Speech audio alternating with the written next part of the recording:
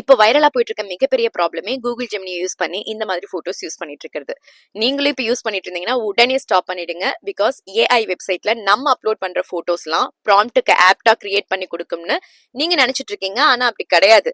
ஏன்னா நம்ம அப்லோட் பண்ற போட்டோஸை ஏஐ நிறுவனங்கள் சர்வர்ல ஸ்டோர் பண்ணி அவங்களுக்கு நீட் இருக்கும்போது ஏஐ ட்ரெயின் பண்றதுக்கு இந்த போட்டோஸை மாடலா யூஸ் பண்றதுக்கு நிறைய வாய்ப்புகள் இருக்கு.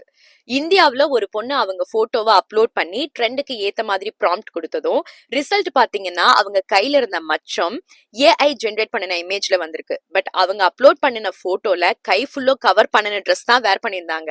ஆனா அவங்க கையில இருந்த மச்சத்தை ஏஐ எப்படி ஐடென்டிஃபை பண்ணிருக்கும்னு நினைக்கிறீங்களா? அப்போ இதுக்கு முன்னாடி அவங்க ஸ்லீவ்லெஸ் போட்டோஸ் அப்லோட் பண்ணினதை மேபி ஏஐ ஸ்டோர் பண்ணி வச்சிருக்கு.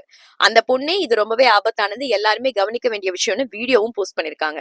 கைஸ், உங்க ஃப்ரெண்ட்ஸும் ஏஐ ஜெமினியை யூஸ் பண்ணி போட்டோஸை வச்சு உங்களுக்கு சென்ட் பண்ணி விளையாண்டு இருந்தாங்கன்னா அவங்களுக்கும் இந்த வீடியோவை மறக்காம ஷேர் பண்ணிடுங்க. At the same time AI பத்தி நீங்க என்ன நினைக்கிறீங்கன்னு கமெண்ட்ல சொல்லுங்க.